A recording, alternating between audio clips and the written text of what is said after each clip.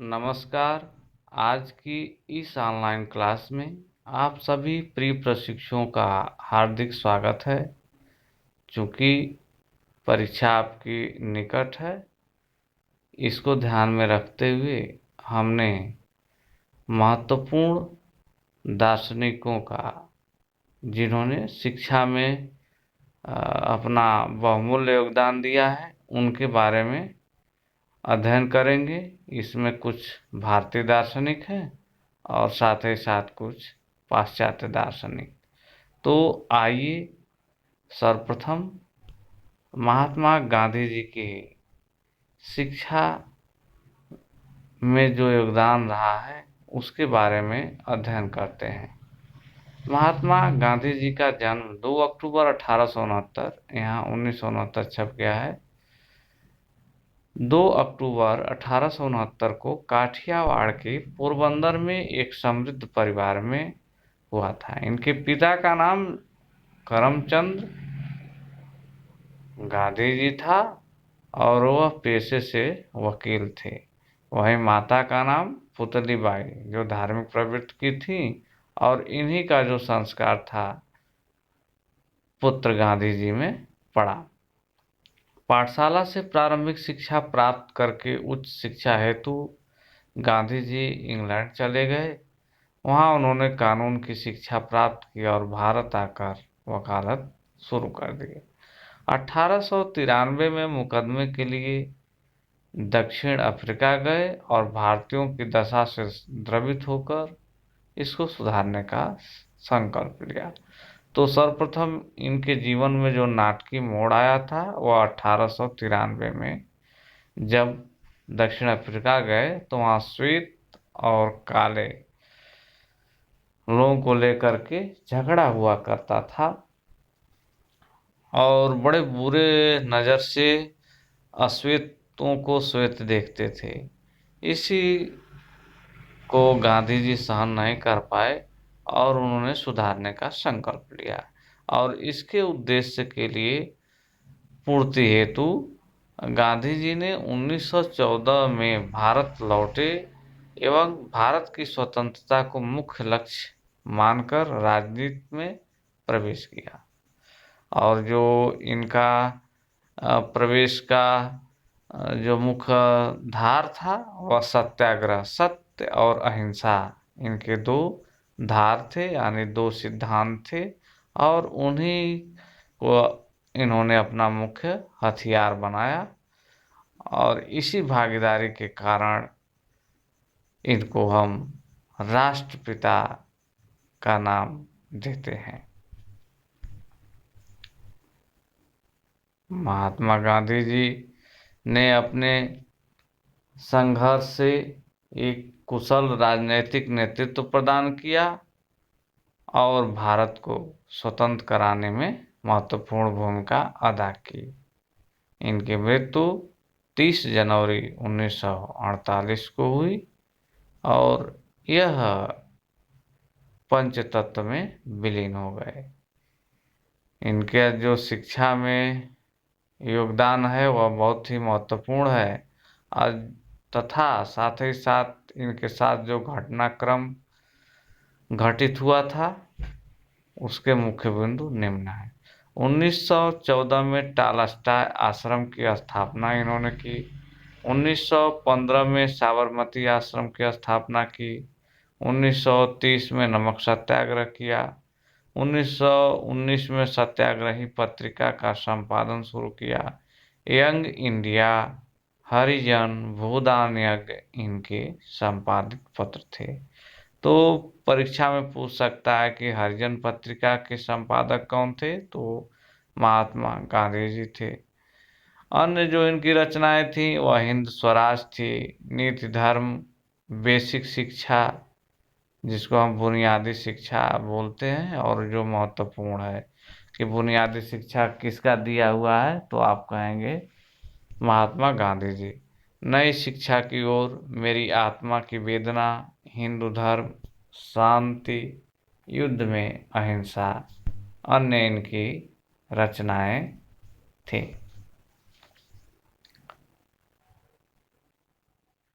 गांधी जी के अनुसार अगर शिक्षा के अर्थ की बात करते हैं तो इन्होंने कहा था कि शिक्षा से मेरा तात्पर्य बालक और मानव के शरीर, मस्तिष्क और आत्मा में श्रेष्ठतम को समग्र रूप से बाहर निकालना है। स्पष्ट है कि राष्ट्रपिता शिक्षा को मानव का आध्यात्मिक, बौद्धिक, शारीरिक योग्यताओं को बाह्य के रूप में प्रकट करने वाली प्रेरक शक्ति मानते थे। उनके अनुसार जो शिक्षा का उद्देश्य था उसमें आत्मनिर्भरता शिक्षा का मुख्य उद्देश्य था कि शिक्षा वह प्रक्रिया है जो प्रत्येक मनुष्य को आत्मनिर्भर बनाए। इसी को दृष्टिगत रखते हुए गांधी जी ने व्यावसायिक शिक्षा को विशेष महत्व दिया। हस्तशिल्प शिक्षा इनकी प्रमुख देन है। शिक्षा को बेरोजगारी के विरुद्ध एक प्रकार का बीमा होना चाहिए, इनका कहना था। इसलिए शिक्षा का सीधा संबंध जीविकोपार्जन से इन्होंने लगाया। गांधी जी के अनुसार जो शिक्षा के उद्देश्य थे उसमें पहला था सांस्कृतिक उद्देश्य। उनका कहना था कि प्रत्येक भारतीय के व्यवहार में संस्कृत पर लक्षित होनी चाहिए। इसलिए गांधी जी शिक्षा को संस्कृत से जोड़ने वाली कड़ी मानते थे। शिक्षा का उद्देश्य होना चाहिए चारित्रिक विकास। गांधी जी का मानना था कि समस्त ज्ञान का परिणाम चरित्र निर्माण होना चाहिए। इसलिए उन्होंने चरित्र के विकास पर जोर दिया। शिक्षा का उद्देश्य होना चाहिए आध्यात्मिक विकास। गांधी जी का दर्शन सत्य व ईश्वर पर आधारित था। उनका मानना था शिक्षा ऐसी हो जो बच्चों को परम सत्ता से जोड़े, उन्हें उनके स्वरूप के बारे में जानकारी दे। अनुशासन के बारे में चर्चा करते हुए गांधी जी ने कहा था कि दमनात्मक अनुशासन बालक के लिए घृणित है, इससे बचना चाहिए। उसके स्थान पर प्रभावात्मक अनुशासन पर बल देने के पक्षधर थे। उत्तम आचरण व उदाहरण बच्चों में सही आदतों का विकास करते हैं। नकारात्मक और शारीरिक दर्द से बच्चों एवं शिक्षकों में आत्मीयता का संबंध नहीं जुड़ सकेगा, जो प्रभावी शिक्षण के लिए बहुत जरूरी है। इसलिए इन्होंने प्रभावात्मक अनुशासन पर बल दिया। शिक्षक के बारे में संकल्पना करते हुए गांधी जी ने कहा था कि शिक्षक से गांधी जी की अपेक्षा यही थी कि वह विद्वान व सदाचारी हो, अपने विषय के प्रति प्रवीणता के साथ साथ उसमें मानवीयता भी अवश्य हो, ताकि वह छात्रों का योग्य मार्गदर्शक बन सके। छात्र के बारे में उन्होंने कहा कि शिक्षा का जो मुख्य केंद्र हो उस वह छात्र ही होना चाहिए और छात्र को स्वाध्यायी व लगनशील होना चाहिए और अपने जीवन को सदैव सादा जीवन व उच्च विचार के रूप में परिलक्षित करना चाहिए। तो गांधी जी के अनुसार जो छात्र था वह शिक्षा का केंद्र बिंदु में होता था। स्त्री शिक्षा के बारे में गांधी जी का कहना था कि स्त्रियों की शिक्षा को अवश्य ग्रहण कराना चाहिए, क्योंकि एक शिक्षित स्त्री सभ्य समाज की रचना करने में सक्षम होती है। वह अपने सामाजिक एवं सांस्कृतिक दायित्वों को वहन करने में सदैव तत्पर रहती है। जन शिक्षा। गांधी जी देश की गरीबी से परिचित थे, इसलिए शिक्षा की मुख्य धारा से वंचित भारतीय जनों के लिए प्रौढ़ शिक्षा की व्यवस्था का भी इन्होंने सुझाव दिया था। धार्मिक शिक्षा के बारे में गांधी जी का कहना था कि जीवन दर्शन धर्म से अनुप्राणित होता है। उनका मानना था कि धर्म रहित जीवन रडार रहित पानी के जहाज के समान है। लेकिन वह सांप्रदायिकता के खिलाफ थे। इसलिए शिक्षा ऐसी हो जिसमें सभी धर्मों के सामान्य सिद्धांतों को स्थान मिले। सहशिक्षा के भी वो प्रबल समर्थक थे। गांधी जी खुले विचारों वाले थे। उनके अनुसार निम्न प्राथमिक व उच्च प्राथमिक स्तर तक सहशिक्षा जरूरी है। किशोरावस्था में माता पिता के लिए विकल्प है कि वे अलग अलग विद्यालयों में अपने बालक बालिका को शिक्षा दिलवाएं। महात्मा गांधी जी प्रयोगवादी थे। उन्होंने अपने शैक्षिक दर्शन को मूर्त प्रदान करने के लिए 1937 में वर्धा शिक्षा सम्मेलन में बुनियादी नए तालीम शिक्षा योजना को प्रस्तावित किया। यानी जो वर्धा शिक्षा सम्मेलन हुआ था 1937 में, जिसके अध्यक्ष थे जाकिर हुसैन जी, जो भारत के राष्ट्रपति थे, और गांधी जी की बुनियादी शिक्षा को लेकर के चले थे। तो गांधी जी की जो शिक्षा थी, देश को मजबूत करने वाली शिक्षा थी। हस्तशिल्प की शिक्षा थी, जिसमें बालकों को सर्वांगीण विकास पर ध्यान दिया जाता था। अब हम पाश्चात्य दार्शनिक रूसो, जो शिक्षा के लिए महत्वपूर्ण दार्शनिक थे और शिक्षा शास्त्री थे, और ये प्रकृतिवाद के समर्थक थे, उनके बारे में अध्ययन करेंगे। आइए रूसो के बारे में एक नज़र डालते हैं।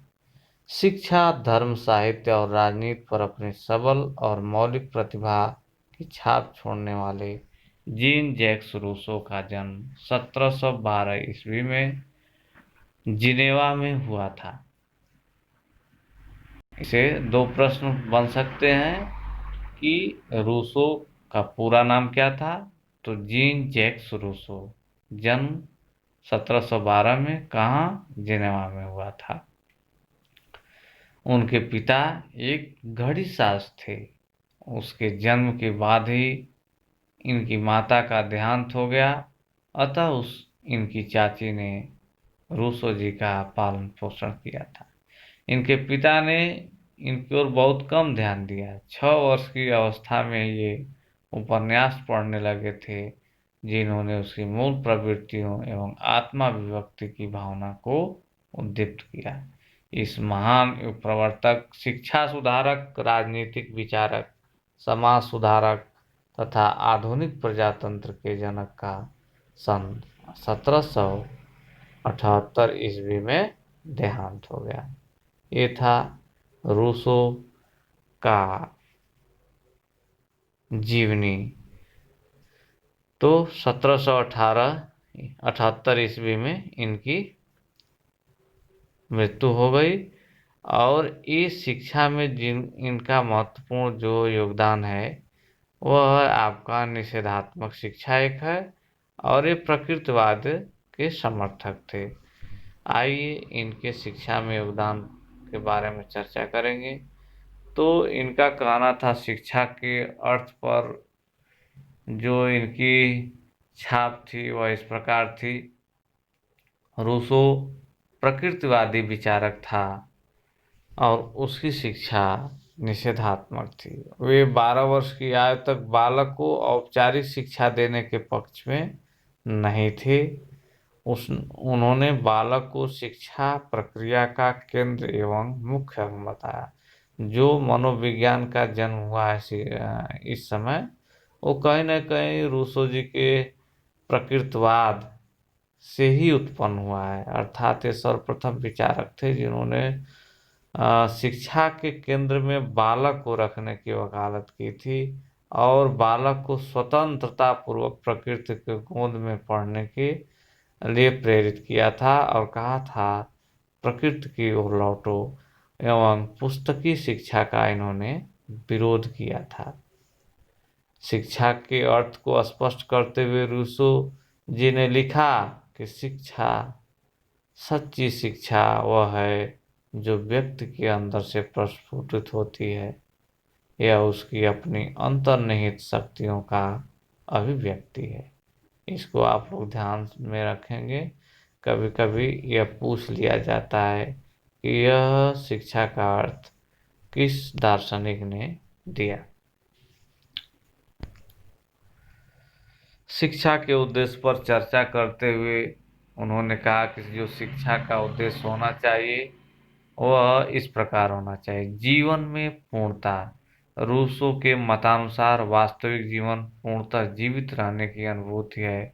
जीवन की अधिक अनुभवी व्यक्ति वह नहीं है जो दीर्घायु है, अपितु वह व्यक्ति है जिसने संसार में अपने समस्त इंद्रियों का प्रयोग करते हुए कर्म किया है।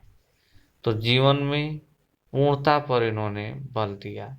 मौलिक एवं स्वाभाविक शक्तियों का विकास। शिक्षा वह है जो मौलिक एवं स्वाभाविक शक्तियों का विकास कर सके।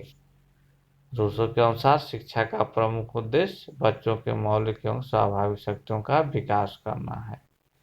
भौतिक उद्देश्यों के बारे में चर्चा करते हुए इन्होंने कहा था कि शिक्षा का मूल उद्देश्य भौतिक विकास होना चाहिए। उसके अनुसार बालक को वस्तुओं पर निर्भर होना चाहिए, न कि व्यक्तियों पर। व्यवहारिक ज्ञान की प्राप्ति। रूसो के अनुसार बालक वस्तुओं के निरीक्षण से वास्तविक व्यवहारिक ज्ञान की प्राप्ति करे, यही शिक्षा का मूल उद्देश्य है। और इसके लिए उन्होंने कहा था कि क्रिया द्वारा सीखने पर बल दिया जाना चाहिए। नैतिकता तथा संवेगों का विकास। नैतिकता एवं संवेगों का विकास करना शिक्षा का मुख्य उद्देश्य होना चाहिए। रूसो का मत है कि बाल्यावस्था में बालक का स्वतंत्र विकास होना चाहिए, किंतु 15 वर्ष की आयु के पश्चात उसे नैतिक मूल्यों का बोध भी कराया जाना चाहिए। पाठ्यक्रम पर चर्चा करते हुए रूसो जी ने कहा था कि मानव जीवन को 4 अवस्थाओं में बांटा जाए और उसी के अनुसार पाठ्यक्रम का निर्धारण किया जाए, जो इस प्रकार है। 1 से 5 वर्ष तक की शिक्षा के लिए रूसो का कहना था कि इस अवस्था में शिशुओं को प्रतिबंधों से मुक्त रखना चाहिए, यानी स्वतंत्र रूप से उन्हें छोड़ देना चाहिए। इस अवस्था में बच्चों को शारीरिक शिक्षा देनी चाहिए। बच्चों के बौद्धिक एवं नैतिक विकास पर भी थोड़ा ध्यान देना चाहिए। 5 वर्ष से 12 वर्ष तक की शिक्षा। रूसो के अनुसार इस काल में बच्चों के मस्तिष्क में कुछ भरने के बजाय उन्हें अनुभव द्वारा सीखने पर बल देना चाहिए। अनुभव से इंद्रियों का मानसिक विकास होता है। इस काल में बच्चों को किसी विषय अथवा भाषा की शिक्षा नहीं देनी चाहिए, बल्कि प्राकृतिक रुचि के माध्यम से बौद्धिक प्रशिक्षण दिया जाना चाहिए। 12 से 15 वर्ष तक की शिक्षा के बारे में इनका कहना था कि इस काल में व्यक्ति की शक्ति उसकी आवश्यकता से अधिक होती है। बालक की इंद्रियां एवं शरीर पुष्ट हो जाता है, तो इस काल में बालक को प्राकृतिक विज्ञान, भाषा, गणित, लकड़ी का काम, चित्रकला, संगीत, व्यावसायिक शिक्षा प्रदान की जानी चाहिए। 15 से 20 वर्ष तक की शिक्षा के लिए इन्होंने प्रावधान किया था कि इसमें नैतिक शिक्षा पर भी जोर दिया जाए। इसमें अवस्था तक बालक के शरीर, इंद्रियों एवं मस्तिष्क का निर्माण हो चुका होता है। अब यह समय है कि उसके हृदय को एक आकार दिया जाए। तो जो इनका पाठ्यक्रम का निर्धारण था वह अवस्था के अनुसार था, और जो रूसो के अनुसार शिक्षण विधि थी वह प्रमुख थी: करके सीखना, निरीक्षण द्वारा सीखना, स्वानुभव द्वारा सीखना और प्रयोग द्वारा सीखना। इसी के आधार पर इन्होंने एक नई शिक्षण विधि का आविष्कार किया, जिसको हम खोज विधि या ह्यूरिस्टिक विधि कहते हैं। परीक्षा में पूछता है कि खोज विधि अथवा ह्यूरिस्टिक विधि के जन्मदाता कौन है, तो ये रूसो हैं। और प्रकृतिवाद की भी यही प्रमुख विधियां हैं। अनुशासन, जो रूसो के अनुसार अनुशासन था, वे बालक की स्वतंत्रता पर बल देते थे और कहते थे कि बालक पर किसी प्रकार का बाह्य नियंत्रण नहीं होना चाहिए। वो कहते थे अगर बालक गलत करेगा तो प्रकृति स्वयं उसको दंडित करेगी। इसलिए वो प्राकृतिक परिणामों द्वारा अनुशासन के पक्षधर थे, जिसमें स्वतंत्रता उनका मुख्य ध्येय था। रूसो के अनुसार जो विद्यालय की रूपरेखा थी वह कठोर व कृत्रिम वाली संस्था के बजाय एक ऐसे विद्यालय की वकालत करते थे जहां बालक का स्वतंत्र विकास हो सके, अर्थात प्रकृति के गोद में बैठकर शिक्षा प्रदान करने के पक्षधर थे। रचनाएं जो प्रमुख है, परीक्षा में आपसे पूछी जाती हैं कि या तो जीन जैक्स रूसो के कुछ रचनाओं के नाम बताइए, या इसलिए या पूछ दिया जाता है कि ये रचनाएं किन की हैं। तो इनकी जो मुख्य रचनाएं हैं उनको आप ध्यान में रखेंगे। ये है Emile, social contracts, the progress of arts and science, the origin of inequality among man, the new Heloise, इनकी प्रमुख रचनाएं थी। ये थे आपके रूसो। अब हम आगे जॉन डीवी, जो अमेरिकी दार्शनिक हैं और शिक्षा में इनका महत्वपूर्ण योगदान है। ये प्रयोजनवाद के समर्थक भी हैं। प्रयोजनवाद का सर्वश्रेष्ठ उदाहरण डीबी का शिक्षा दर्शन ही है।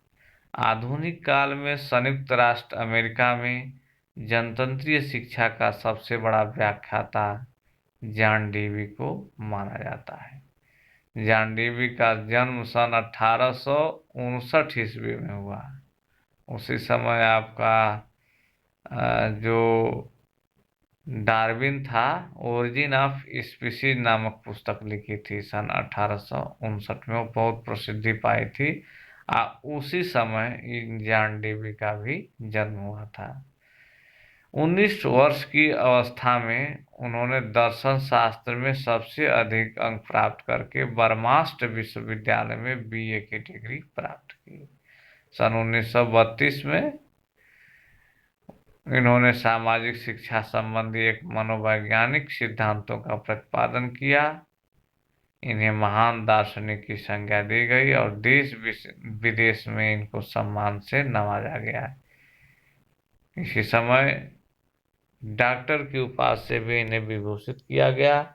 उनके विचारों का प्रभाव अमेरिका के बाहर रूस, तुर्की, चीन इत्यादि दूर दूर देशों में भी देखा गया। आधुनिक जनतंत्री शिक्षा प्रणाली पर डीबी के विचारों का अमिट छाप है। जो वर्तमान में जनतंत्री लोकतंत्री शिक्षा प्रणाली प्रचलित है, यह शिक्षा कहीं न कहीं डीबी के विचारों से ही प्रस्फुटित है।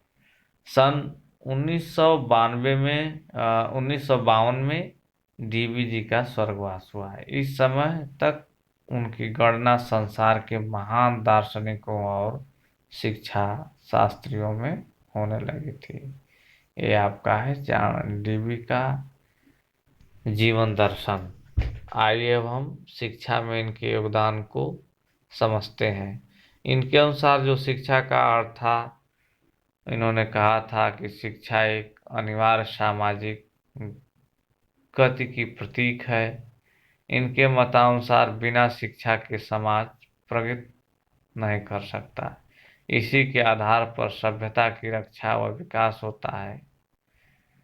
इन्होंने कहा था कि शिक्षा अनुभव के पुनर्निर्माण व पुनर्रचना का एक क्रम है, जो कि मनुष्य की क्षमता में वृद्धि करने के द्वारा अनुभव को और भी अधिक सामाजिक महत्व प्रदान करती है। अर्थात ये अनुभवों की पुनर्संरचना पर बल देते थे। जब कभी कोई परिभाषा दी हो और उसमें अनुभव शब्द जुड़ा हो तो समझ जाइए कि यह शिक्षा की जो परिभाषा है डीवी की है। वे अनुभव को आधार मानते थे शिक्षा का, और कहते थे कि यह अनुभव जो है हमें शिक्षा से ही प्राप्त होती है। शिक्षा के उद्देश्य पर चर्चा करते हुए डीवीजी ने कहा था कि शिक्षा का एकमात्र उद्देश्य होना चाहिए बालक की शक्तियों का विकास। वह विकास किस प्रकार से होगा, इसके लिए कोई सामान्य सिद्धांत इन्होंने निश्चित नहीं किया। इनका कहना था कि भिन्न भिन्न रुचियों और योग्यताओं के बालकों में विकास भिन्न भिन्न प्रकार से होता है। इसी लक्ष्य को ध्यान में रखकर डीवीजी ने शिक्षा का उद्देश्य जो है स्वतंत्र छोड़ दिए थे, यानी कि शिक्षा काल, परिस्थिति और देश के माध्यम से अलग अलग शिक्षा का उद्देश्य हो सकता है। इसीलिए इन्होंने कहा कि शिक्षा के उद्देश्य एक नहीं होते हैं, ये बदलते रहते हैं।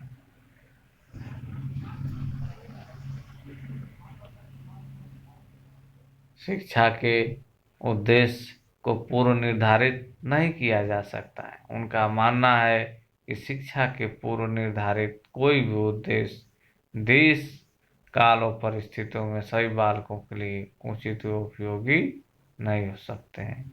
फिर भी डीवीजी ने शिक्षा के निम्नलिखित सामान्य उद्देश्यों को निर्धारित किया और कहा कि बालक का सर्वांगीण विकास शिक्षा का मुख्य उद्देश्य होना चाहिए।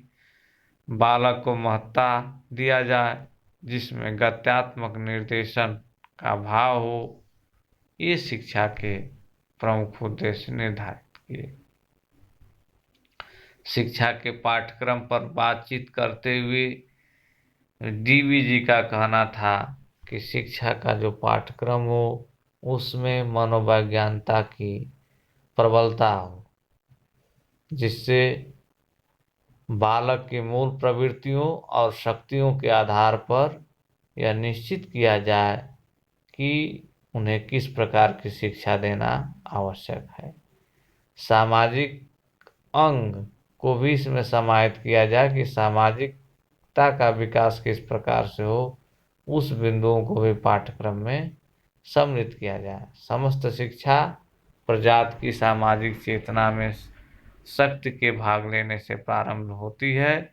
इसलिए विद्यालय में ऐसा वातावरण बनाया जाना चाहिए जिससे उसके आधार पर सुधार हो। इन्होंने कहा था कि विद्यालय समाज का लघु रूप होता है। शिक्षा के 3 ध्रुव होते हैं: शिक्षक, शिक्षार्थी एवं पाठ्यक्रम। ये इनके मुख्य बिंदु थे। डीवीजी सामाजिक अनुशासन के पक्षधर थे। उन्होंने परंपरागत अनुशासन का विरोध किया। बालक के आचरण को कृत्रिम साधनों द्वारा नियमित करने में कोई उनका विश्वास नहीं था। उनका कहना था कि सामाजिक अनुशासन से बालक की स्वाभाविक भावनाओं को विद्यालय की सहयोगी क्रियाओं के माध्यम से अनुशासित करने का लक्ष्य पूर्ति हो सकता है। इसलिए ये जो थे डीवीजी सामाजिक अनुशासन के पक्षधर थे। शिक्षण विधि के बारे में इन्होंने कहा कि परंपरागत शिक्षण विधि सार्थक नहीं है, उसके स्थान पर ऐसे शिक्षण विधियों का प्रयोग किया जाना चाहिए जिससे बालक क्रिया द्वारा, स्वानुभाव द्वारा, खोज द्वारा तथा प्रयोग द्वारा सीख सके। डीवी ने सीखने में प्रयोजन की एकता पर विशेष रूप से बल दिया। शिक्षक के बारे में इनका जो सुझाव था उस पर हम चर्चा कर लेते हैं। डीवी प्रकृतिवादियों की भांति शिक्षक के दायित्वों को कम नहीं करते हैं। वह शिक्षक से अपने छात्रों को उचित समस्याओं वाली परिस्थितियों में रखने की आशा करते हैं ताकि वे अपने मूल्यों का निर्माण कर सकें। इसके अतिरिक्त शिक्षक छात्रों से यह भी आशा करता है कि शिक्षक छात्रों की रुचियों को इस प्रकार प्रेरित करें कि वे समस्याओं को कुशलता, बुद्धिमानी तथा सहयोग से हल कर सकें। विद्यालय को डीवीजी स्वीकार करते हैं और कहते हैं कि विद्यालय एक सामाजिक संस्था है और विद्यालय सामाजिक जीवन का वह रूप है जिसमें वह समस्त क्रियाएं केंद्रित हैं जिन्हें बालक ने मानव जाति के पैतृक रूप में प्राप्त किया है और जिसमें वह स्वयं सक्रिय रूप से भाग लेकर तथा अपना योगदान प्रदान करके समाज का हित करता है। विद्यालय ही समाज का लघु रूप होता है, इसलिए इन्होंने विद्यालय के अस्तित्व को स्वीकार किया। रचनाएं जो महत्वपूर्ण है इनकी रचनाएं डीवीजी की, education of man, mother and play songs, education by development, pedagogies of kindergarten. ये भूल से रचनाएं छप गई है इस स्लाइड में। ये डीबी की रचनाएं नहीं है, ये जो रचनाएं हैं फ्रोवेल की रचनाएं हैं। Education of man, mother and play songs, education by development, pedagogies of kindergarten, ये आपके फ्रोवेल की रचनाएं हैं। जो डीबी की रचनाएं थी हाउ वी थिंक्स, यही आपसे पूछता है, और एजुकेशनल सोसाइटी, दो इनकी मुख्य रचनाएं आप याद रखेंगे।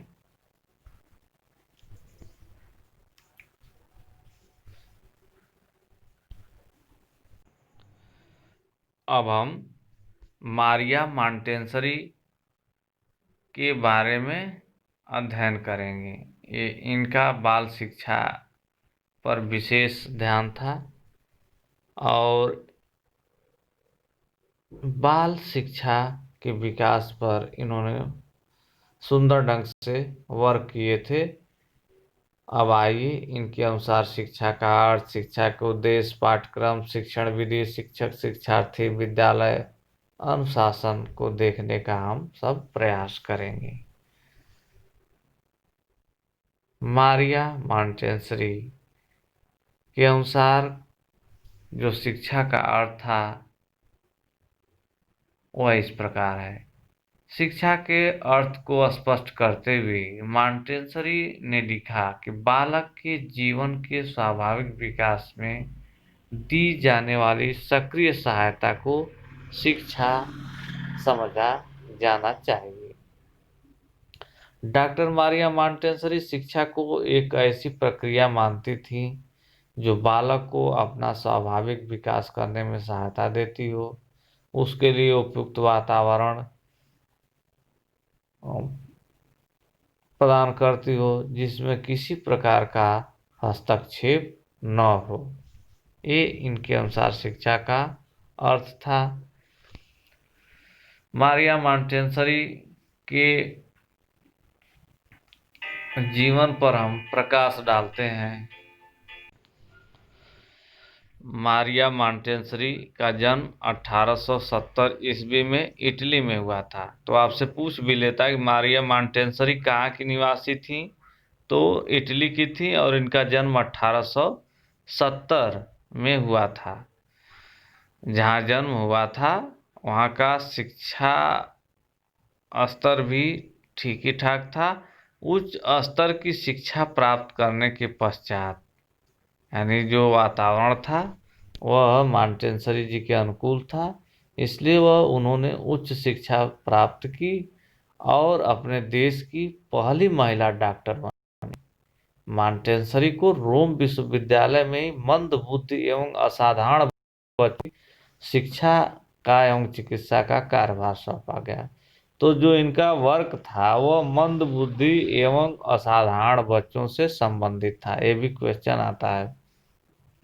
बालकों के मानसिक विकास के अध्ययन में इन्होंने विशेष रुचि दिखाई और कम बुद्धि वाले बालकों को प्रगति किस प्रकार किया जाए उस पर इन्होंने अध्ययन किया। कम बुद्धि वाले बालकों को प्रशिक्षित करने के लिए विशेष बुद्धि पद्धति का निर्माण भी इन्होंने किया। सन 1992 में इस महान शिक्षा विशारद ने अपने नश्वर शरीर का परित्याग किया।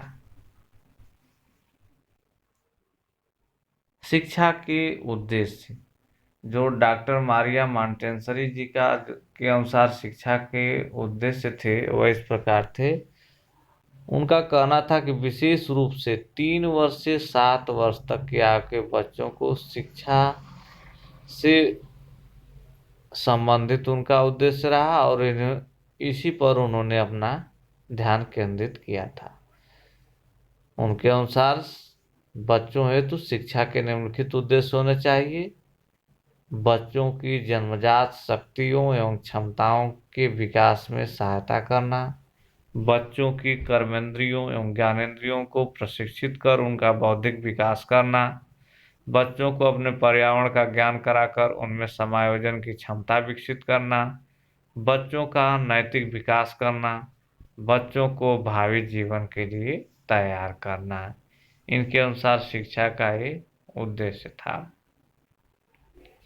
पाठ्यक्रम, डॉक्टर मारिया मॉन्टेसरी ने पाठ्यक्रम में क्रियात्मक एवं रचनात्मक कार्यों को स्थान दिया, क्योंकि इन्होंने 3 वर्ष से 7 वर्ष के मंद बुद्धि एवं असाधारण बालकों की सेवा एवं शिक्षा व्यवस्था पर अपना ध्यान केंद्रित किया था। इसलिए इन्होंने पाठ्यक्रम में क्रियात्मक एवं रचनात्मक बिंदुओं को रखने का सुझाव दिया था। बाल घर विद्यालय, इन्होंने जो विद्यालय खोला था उसका नाम था बाल घर। ये भी पूछता है कि बाल घर किसकी देन है, तो मारिया मॉन्टेसरी की देन है। मारिया मॉन्टेसरी के अनुसार विद्यालय एक प्रकार के घर के रूप में होना चाहिए और इसी घर को इन्होंने बाल घर की संज्ञा दी।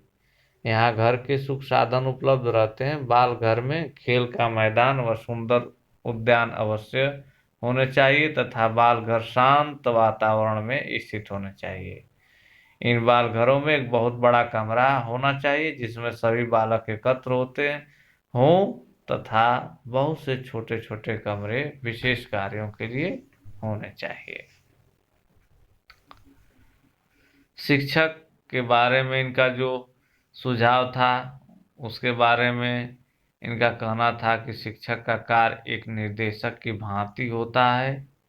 डॉक्टर मारिया मॉन्टेसरी ने स्त्री शिक्षक को अपनी शिक्षण पद्धति में विशेष स्थान दिया। शिक्षिका का कार्य धैर्यपूर्वक बालक की गतिविधियों का निरीक्षण करना है। स्त्री शिक्षक नियुक्त करने का कारण यह है कि उसमें ममता, सहयोग, सहानुभूति, संरक्षण की भावना अधिक रहती है। मॉन्टेसरी शिक्षाविद में बालक शिक्षा का केंद्र है। उनका कथन है कि यदि कोई शैक्षिक कार्य सफल हो सकता है तो वही जो बालक के पूर्ण व्यक्तित्व के विकास में सहायता प्रदान करता है। बालक के अंदर विकास की अनेक संभावनाएं बीज रूप में निहित होती हैं। मारिया मॉन्टेसरी ने एक स्थान पर कहा है कि बालक एक शरीर है जो बढ़ता है, एक आत्मा है जो विकसित होता है। विकास के इन दो स्वरूपों को न हमें कुरूप बनाना है और न दबाना चाहिए। इसलिए बालक के शरीर, उसके सर्वांगीण विकास पर हमें ध्यान देना चाहिए। शिक्षण विधि के बारे में चर्चा करते हुए इन्होंने शिक्षण सिद्धांत को 3 भागों में बांटा और कहा कि जो शिक्षण विधि होनी चाहिए वो कर्मेंद्रियों की शिक्षा, ज्ञानेंद्रियों की शिक्षा तथा भाषा तथा गणित की शिक्षा के रूप में होनी चाहिए। रचनाएं, जो मारिया मॉन्टेसरी जी की रचनाएं थीं वह निम्नलिखित हैं: the Montessori method, the advance Montessori method, the discovery child, the secret of childhood, child training. ये इनकी प्रमुख रचनाएं हैं। इसको आप ध्यान में रखेंगे। शिक्षा व समाज का अंतः संबंध। शिक्षा से तात्पर्य,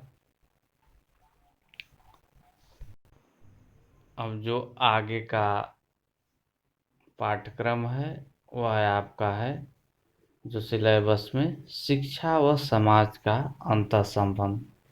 ये महत्वपूर्ण टॉपिक है आपके इस पाठ्यक्रम का, इस पर आप ध्यान देंगे। शिक्षा और समाज का जो अंतः संबंध है वह महत्वपूर्ण है। समाज आपसे पूछ लेगा समाजशास्त्र के जनक कौन है?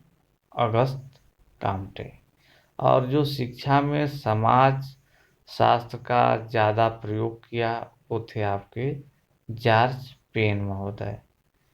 तो अब हम शिक्षा और समाज के अंतः संबंधों को जानते हुए इनके अनुसार शिक्षा के तात्पर्य को भी हम समझेंगे।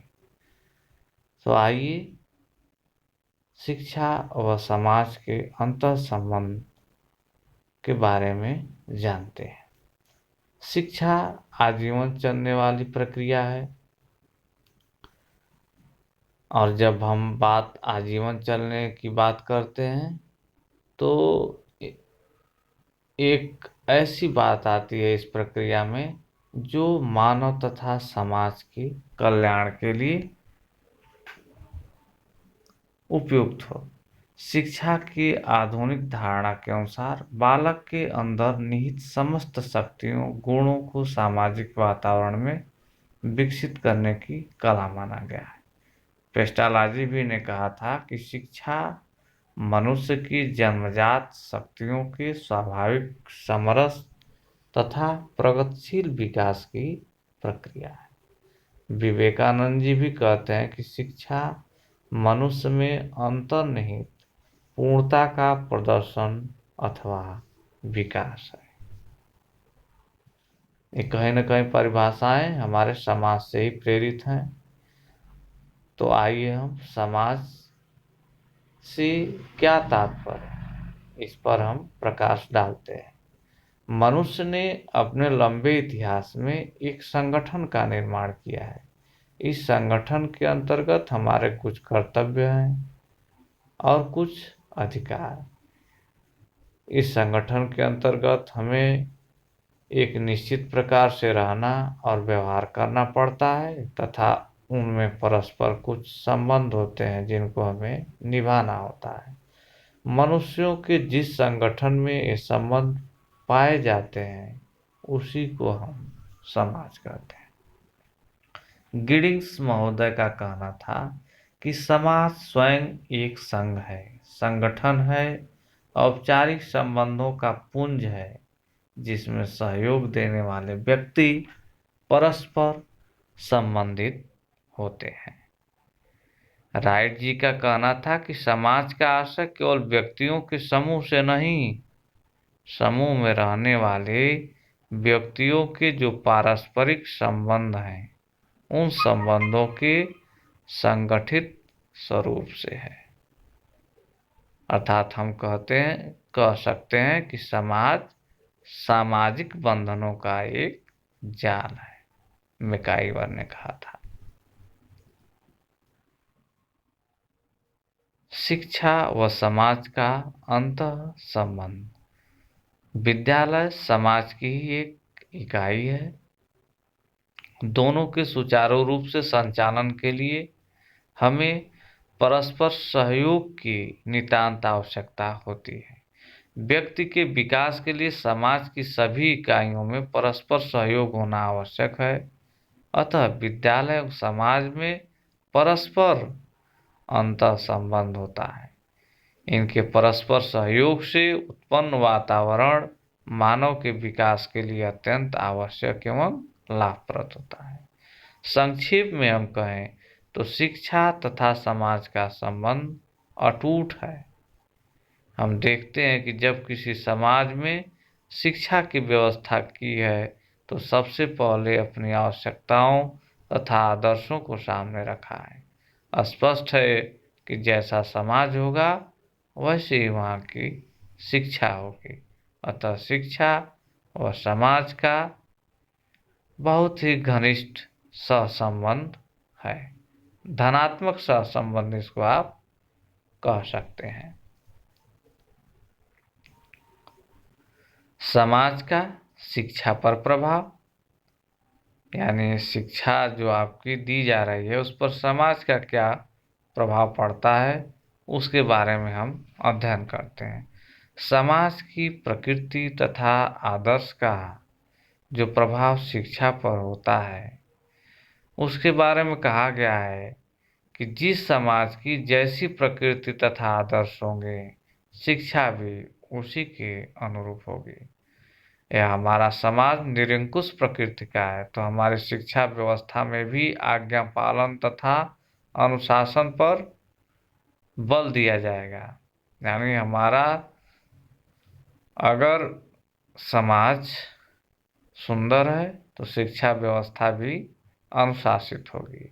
इसके प्रति हमारा समाज जनतांत्रिक है तो शिक्षा में समानता, स्वतंत्रता, सहभागिता आदि पर विशेष बल देते हुए व्यक्तिगत तथा सामाजिक जीवन के आदर्शों को प्राप्त करने का विशेष प्रयास किया जाएगा।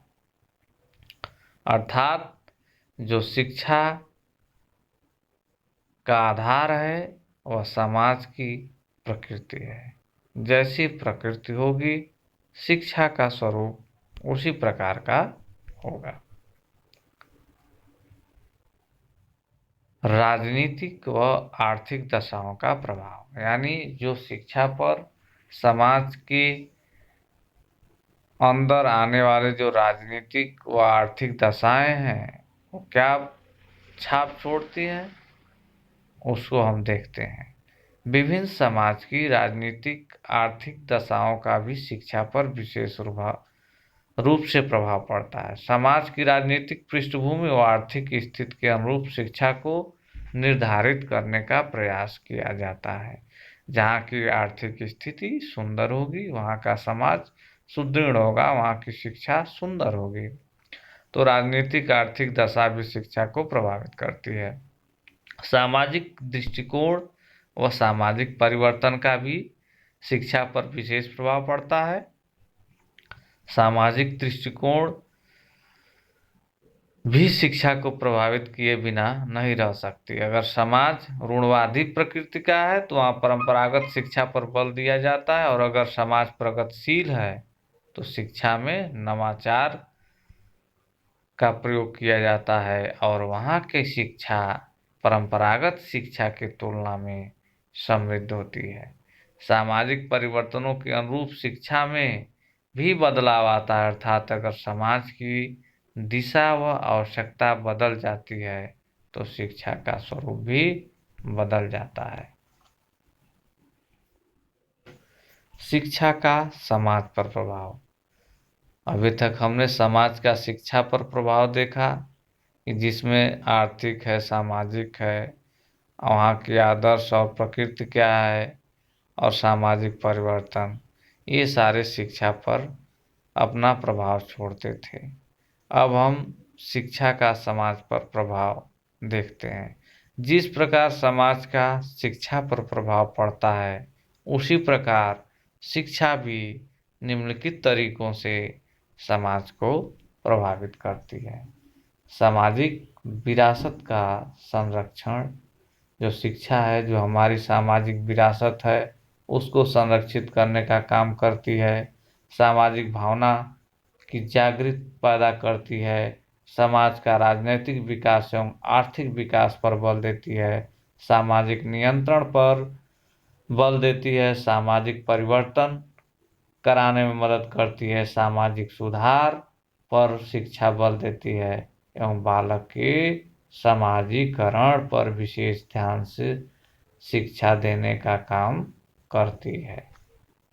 अर्थात शिक्षा ही समाज को समृद्ध बनाने का काम करती है। ये रहा है आपका शिक्षा और समाज के बीच अंतर संबंध और शिक्षा का समाज पर प्रभाव और समाज का शिक्षा पर प्रभाव। तो आज हमने महान दार्शनिकों के साथ साथ शिक्षा और समाज के अंतर संबंधों का भी अध्ययन किया। क्योंकि परीक्षा अति निकट है, इसलिए मैं आशा करता हूँ कि जितना अधिक से अधिक आप लोगों के समक्ष पूरा सिलेबस को कवर किया जाए वह उतना ही सुंदर होगा आपके एग्जाम में। अतः आप ध्यान देंगे, ये मुख्य मुख्य बिंदुओं को ध्यान से पढ़ेंगे, एग्जाम की दृष्टि से अति महत्वपूर्ण है। बस आज इतना ही। धन्यवाद।